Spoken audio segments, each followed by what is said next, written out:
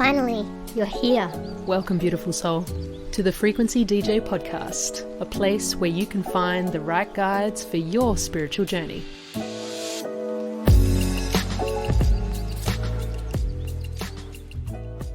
Welcome, beautiful listener, to the Frequency DJ podcast. I am your host, Ruth, and this is part 2 of Fungi Phenomena.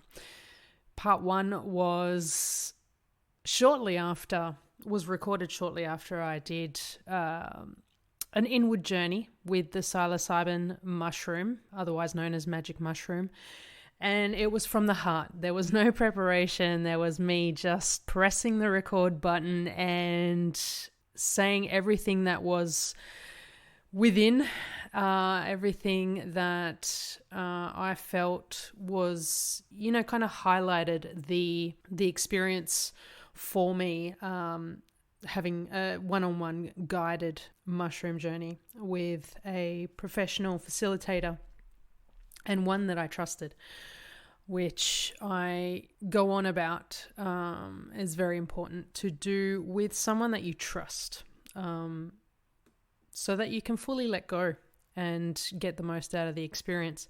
Now, this part 2 is a little bit more structured, and I feel like it's necessary for something that, has a bit of an old, potential negative track record, not necessarily due to the fact that it is negative, but because of the stigma attached to it from, the 60s and, the war on drugs declared by Nixon and that kind of stuff.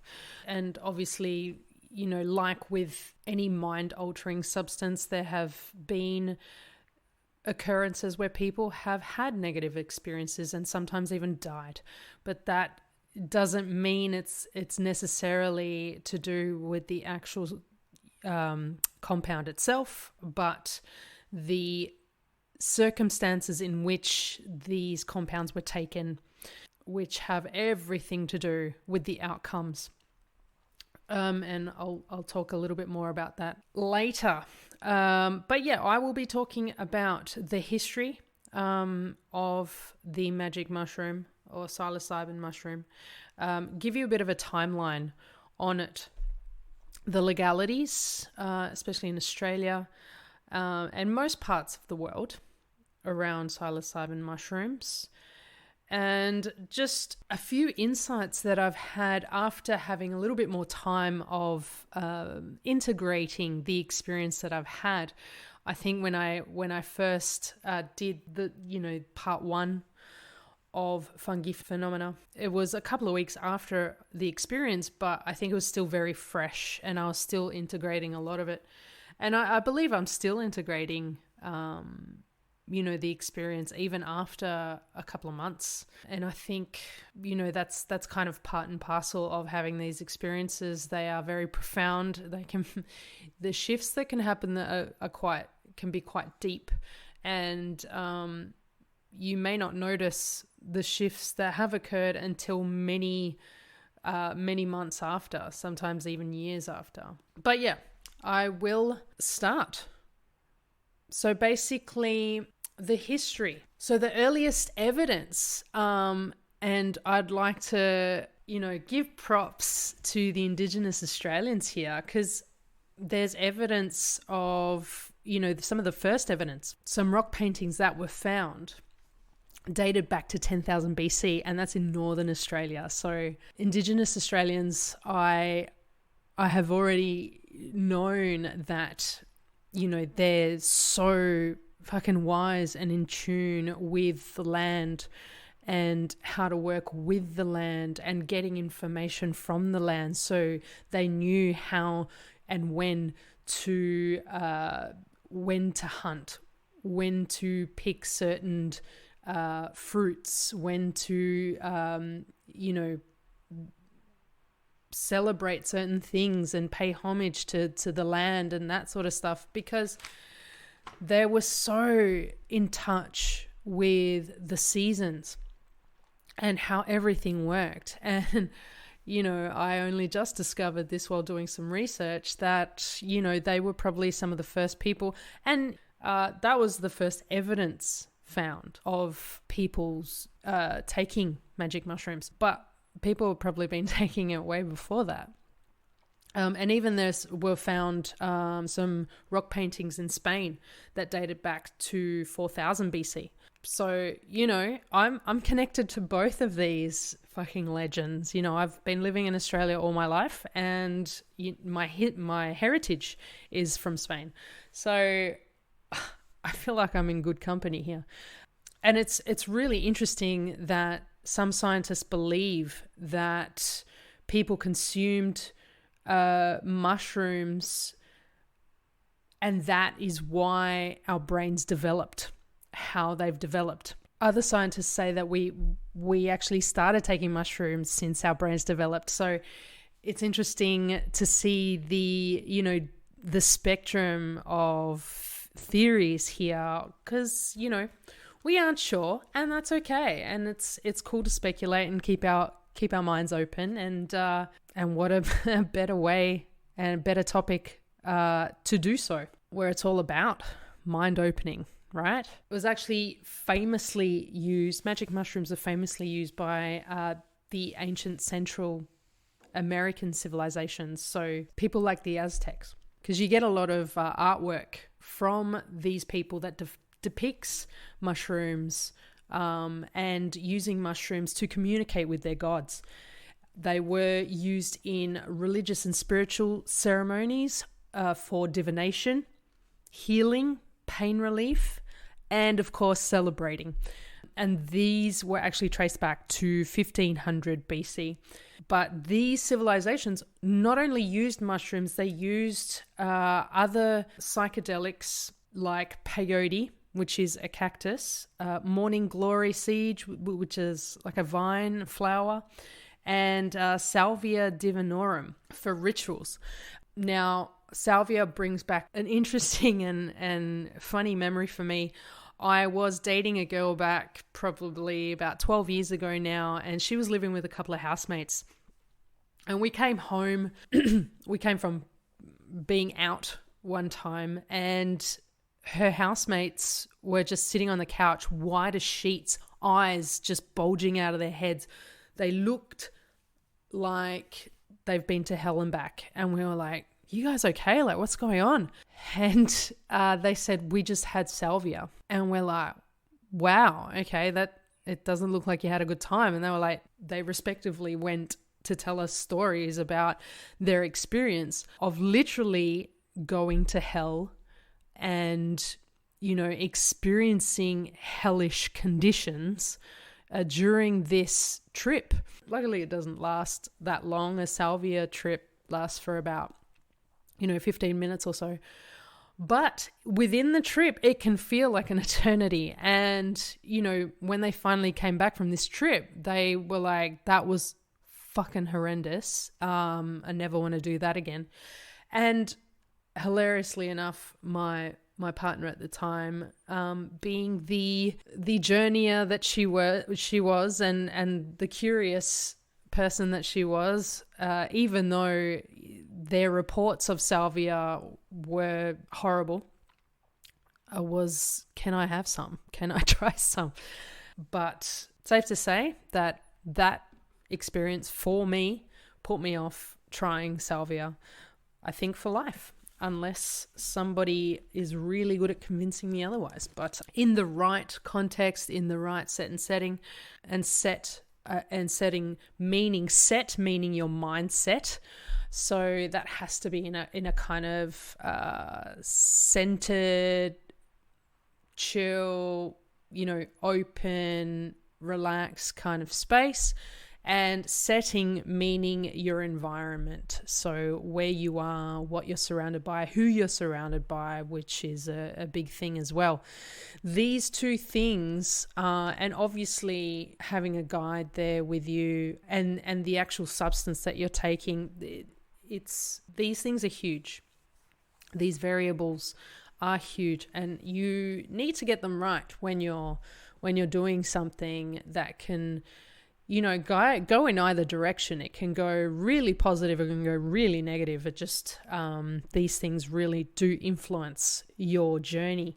So that's my little story on salvia. What else have we got? So the Spanish conquistadors, when they went to the South Americas and the Middle Americas, they actually banned the use of all psychedelic substances, because they were all Catholic, and they thought their ways were the best ways, and were looking at these people, these tribes, and considering them crazy people, especially when they were on these substances, because you can look like you're talking to yourself and looking like a crazy person. So it just scared the shit out of them, basically, and they didn't know what it was, and they banned it. So mushroom use in the Americas went underground. They didn't stop because they knew better, and of course they did.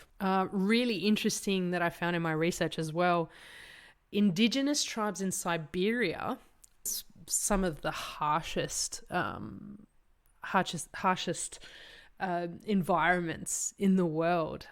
These tribes would use the mushroom Amanita muscaria, which is a type of psychedelic mushroom that reindeer would also love to consume, and it's unsure whether the reindeer actually got psychedelic experiences from themselves, but they know that they did love to eat them.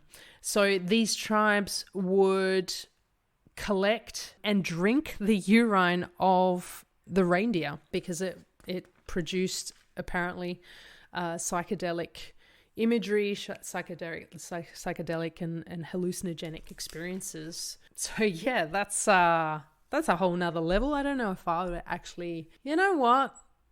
It's just, they're just atoms, right?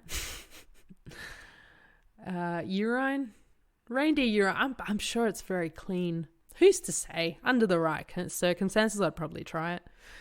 In ancient Greece, they would hold ceremonies where they worshipped the goddess Demeter, and these ceremonies were called Eleusinian mysteries, which they would the attendees would consume a psychedelic drink. So it had different psychedelic substances in these drinks. So it wouldn't just be mushrooms, it would be other compounds as well mixed in. And they were very secretive ceremonies where only the kind of high society types would be invited to, and people like Plato, Homer, Aristotle were known to have attended these secretive ceremonies. Yeah, it's mind boggles as to what would happen in these ceremonies. One can only imagine.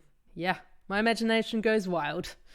The priests and upper class of ancient Egypt as well were the only ones that were allowed to consume magic mushrooms or psilocybin mushrooms due to how special the compounds and the mushrooms were considered. And they would consume them for, same kind of thing as the Central American civilizations. So, divination and communication with their gods and healing and that kind of stuff. So basically we're going to skip to not so far away times now, when the Western world first discovered magic mushrooms and their potential.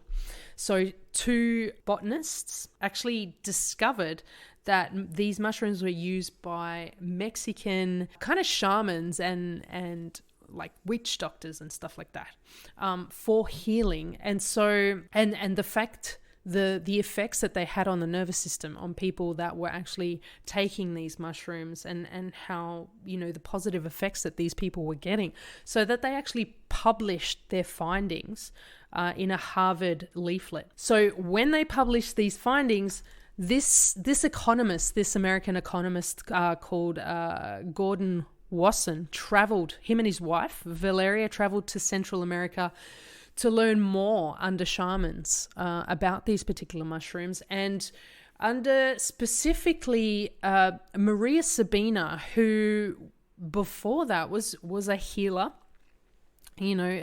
just from her little town in Oaxaca in Mexico. And people would come to her for healing, where she would use these mushrooms. And they were finally able to get in to see her, because she strictly she wouldn't it wasn't like an open slather, whoever wanted to could come see her, especially not Westerners. It was just her people, but they managed to convince her for them to experience healing with her. It was safe to say that after their first experience, in which they were just absolutely impressed, to say the least, by the effects of these mushrooms and the experience with Maria Sabina. Maria Sabina actually became really famous, and she would get a lot of Westerners and a lot of Americans and a lot of celebrities coming to see her to experience these, magical journeys with mushrooms. So maybe you could say that what she did was kind of Americanized and ruined by tourists, because there was like a very sacred thing that she was doing, and then these people just were coming in droves, and just this little quiet sleepy Oaxacan town just exploded with all these tourists, and a lot of people were coming just for funsies. They weren't like in need of real spiritual healing or physical help or anything like that. They just wanted to kind of get on a magical carpet ride, go on a fun trip, so they could tell all their friends about it. Whether that was a good or a bad thing, that's depends on how you look at it.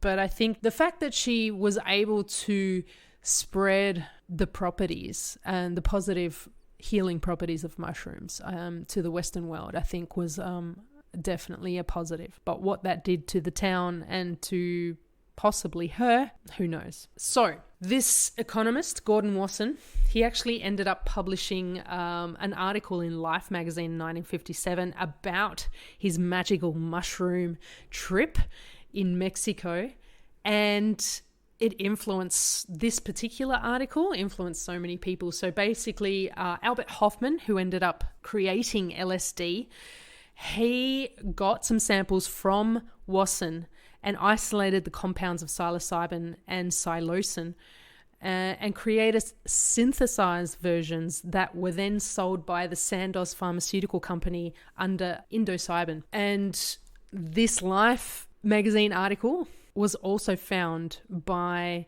the Harvard professor Timothy Leary, who was very famous icon of the LSD and the psychedelic movement of the 60s. So him, together with Dr. Richard Alper, who you might know now as Ramdas. He started off as a doctor and was working in Harvard with Timothy Leary, and they together started the infamous Harvard psilocybin project.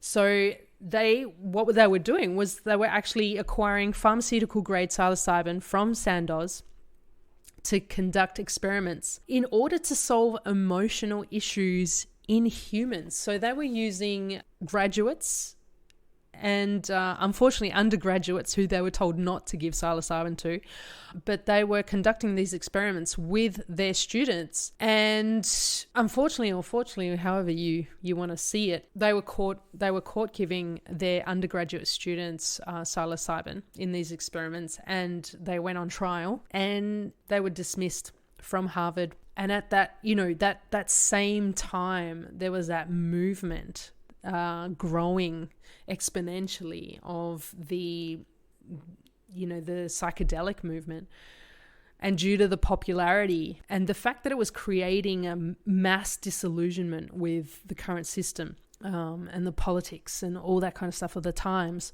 psychedelics were banned. And Richard Nixon waged the war on drugs, and that was in my opinion, and in many people's opinion, was very damaging to, what these substances and these compounds, the positive effects that they could actually have on the population. So almost all research was banned. There was like maybe a handful, maybe 1 or 2 researchers were allowed to continue studying it. But fast forward a few more years, and in 1997, the University of Zurich started research on psilocybin, and they found that it increased brain activity, which inspired other institutions to then pick up the research on psilocybin. They found that it not only increased brain activity, but that it could also be effective in treating psychological conditions and chronic pain. Since this time, it's actually led to the loosening on restrictions and a push for decriminalization and legalization of psilocybin. Things like psilocybin especially, because it's natural, it's found in a fungus, but also things like LSD and ecstasy have found to have profound sort of positive psychological effects on people. And, you know, being able to treat things like depression and anxiety and addictions really successfully. Now, the legalities, in most parts of the world, psychedelics are illegal, but there's a little loophole here. Spores of mushrooms are legal-ish if you don't try and conceal them when you're purchasing them or when you're taking them from one place to another. So if you declare them, you won't get in trouble. They'll probably just destroy them, which is unfortunate, but it's better than, going to jail. Or, you can, if you're purchasing them online, you say that you're using them to research and for microscopic purposes. So you're just kind of looking at them through a microscope and you're studying them.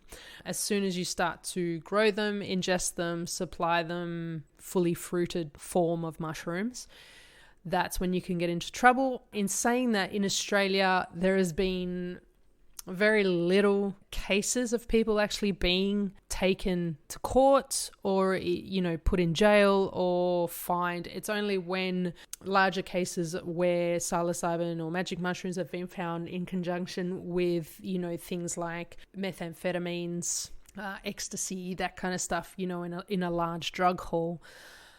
So you're obviously going to get definitely in trouble for stuff like methamphetamines and ecstasy and things like that, or like heroin or things like that. But if you're just, if you happen to be maybe carrying some dried mushrooms in your pocket and you get searched by a police officer, you might get a small fine. But yeah, really rare that you'll get in trouble for having mushrooms. But yeah, if you're seen to be growing in bulk to supply, and maybe you get, officers that are having a bad day, then they might want to make an example of you. So it's about knowing the risks, doing your research, knowing the risks about what can happen, and you being okay with those risks. And if you choose to go ahead and do whatever with mushrooms.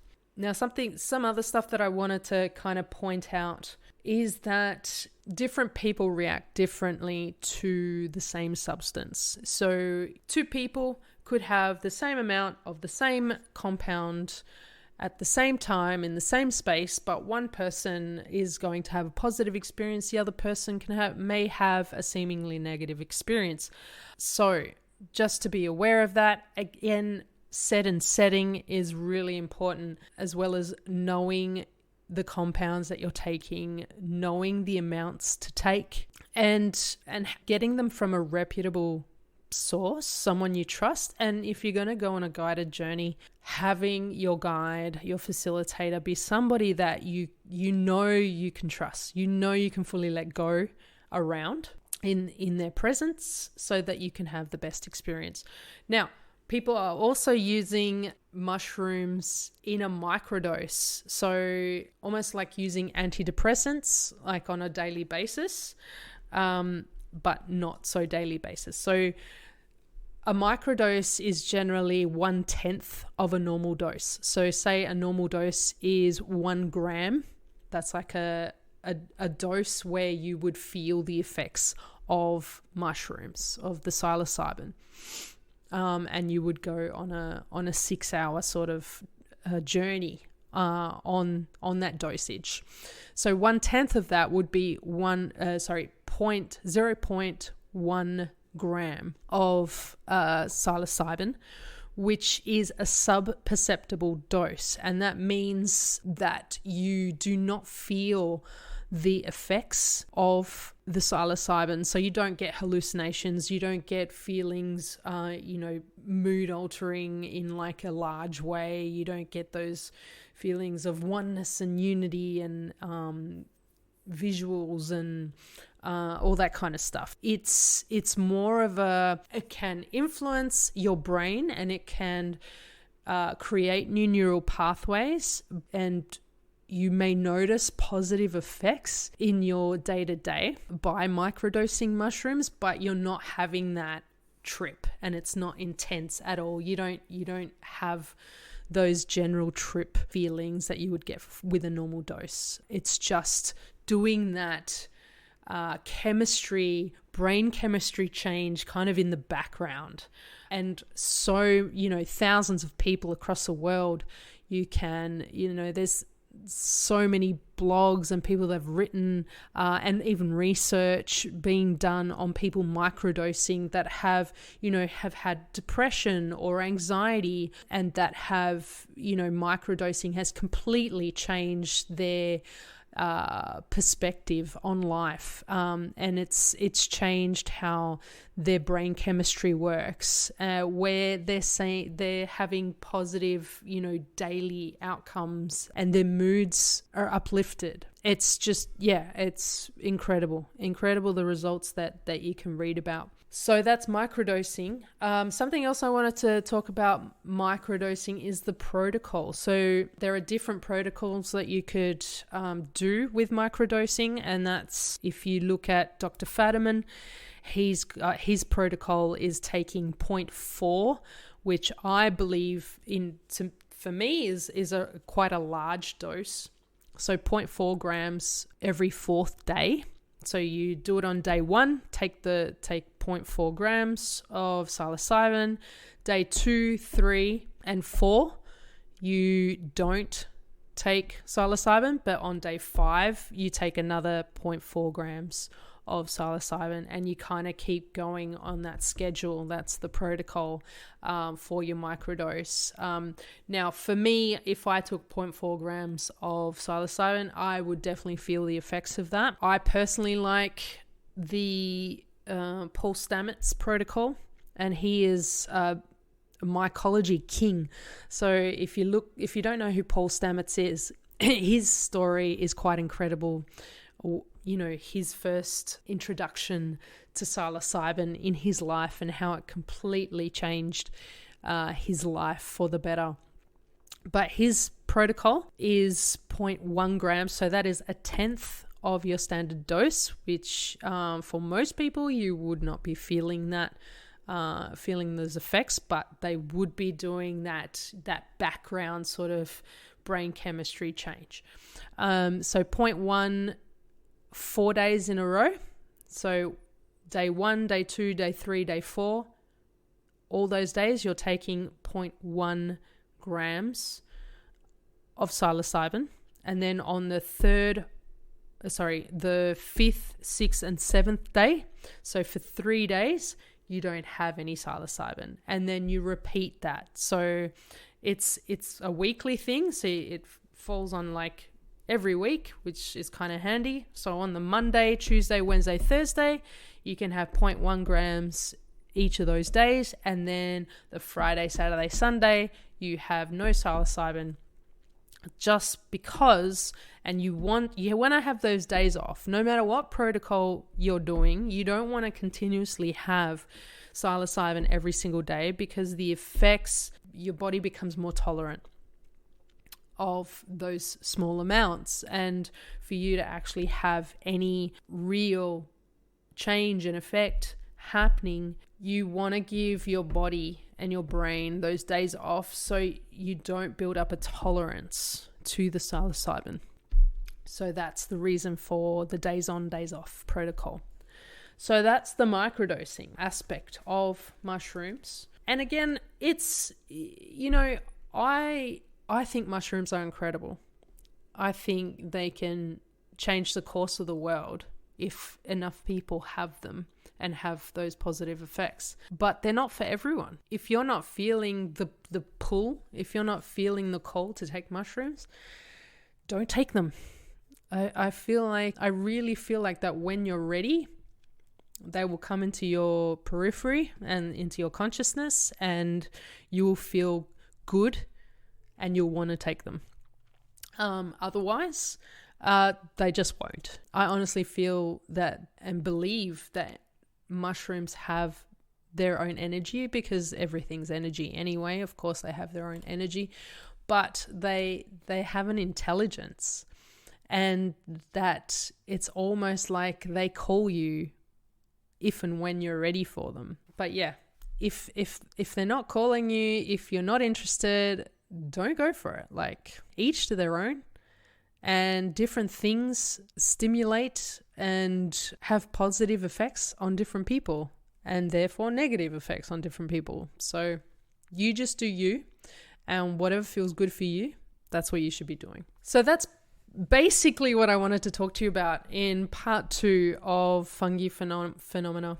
I really believe in the power of these beautiful little fungi and the positive effects that they can have on not only our brain chemistry, but on our lives, in our lives as a whole and as collective. One thing that I will say that has come to light for me since I first had the experience, this mind-altering, life-altering experience that I had with a one-on-one guided journey, I've noticed that my walls, my protective walls, have been melting. It's almost like they're slowly crumbling. I have been, I love my friends. The friends that I have, the people I have in my life, I love dearly. And I know that I have a lot of love to give, and that I'm quite an affectionate person. Get me in the right circumstances, and, fully trusting and fully open with the people that I love. And I'm very affectionate, very loving. But I've noticed that over the years, I've become more and more protective of myself and sharing the way I feel with the people I love, just because, I've had so many circumstances where I have, opened myself up and just been crushed in the past, which I'm sure that's happened to many of you. So yeah, it's almost like a hardening over time, right? But I've noticed that since this experience, I've been more open with how I feel and my affections with the people around me.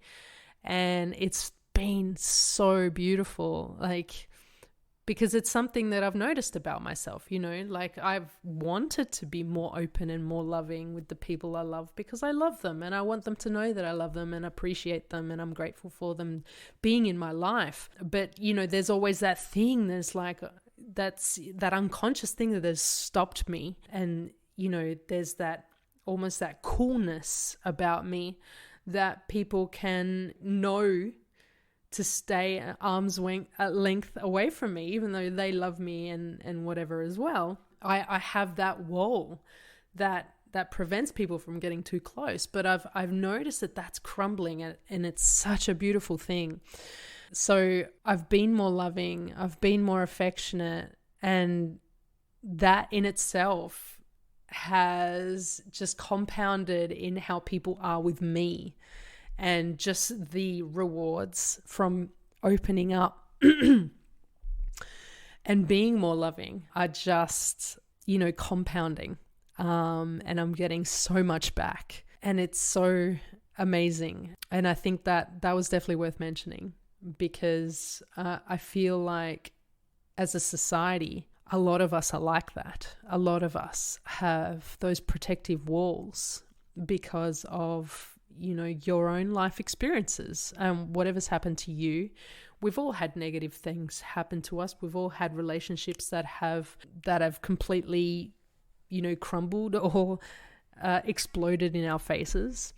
And we have developed filters, so the unique perspectives on how we maybe look at relationships or look at the world at large. And we have developed these protective walls, these protective mechanisms, these ways and methods of and behaviors, protective behaviors that may not necessarily be conducive to an open and happy life. But that's not to say that they weren't developed by us consciously or subconsciously, because they were necessary at the time, right?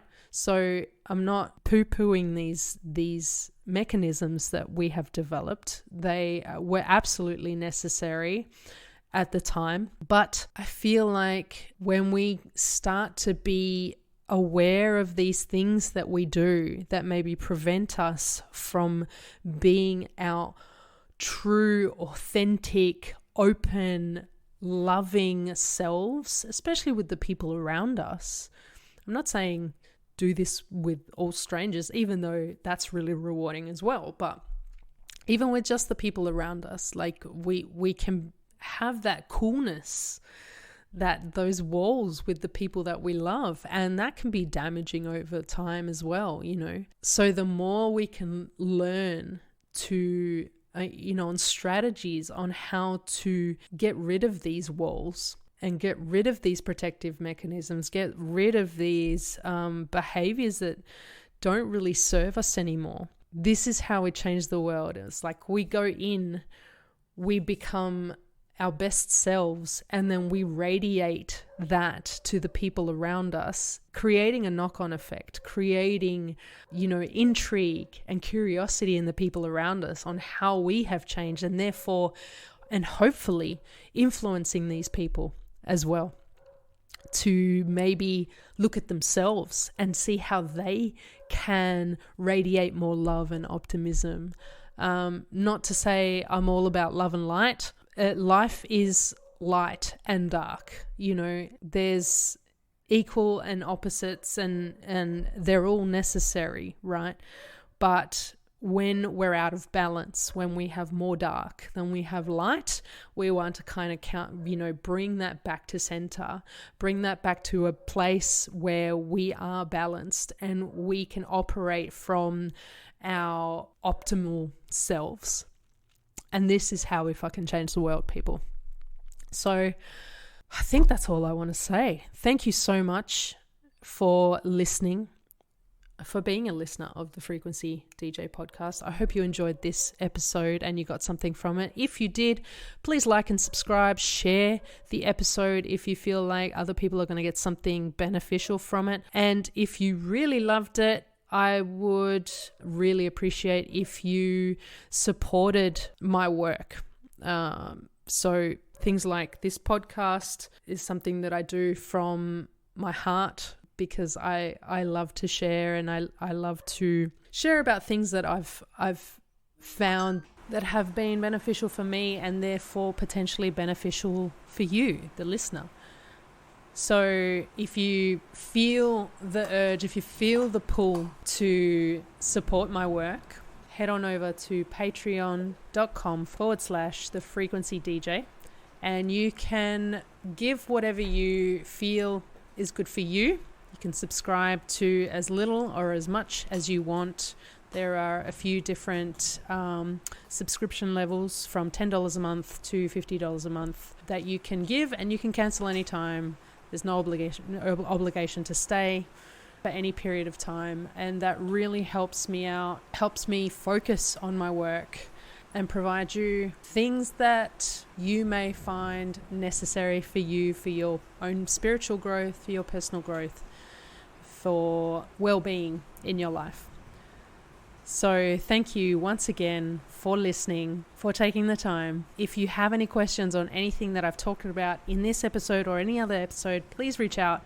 I'm always happy to talk to you guys and hopefully shed some light on whatever queries you might have that these episodes bring up for you. Travel safe, sending you lots of love. I'll catch you next time. Thank you so much for tuning in, you legend, to the Frequency DJ podcast. I hope you enjoyed the episode and got something really meaningful out of it for you. If you did enjoy it and got something out of it, I would ask that you like, comment, and or share this episode so that others can get the benefits from this episode as well. And if you really loved it, I would humbly ask you to take one step further and go to my Patreon account, patreon.com/thefrequencydj, and subscribe to one of the membership tiers so that I can continue doing this work and share valuable information with you and people that care about what I am sharing. Again, thank you from the bottom of my heart, sending you so much love and lots of light. See you next time.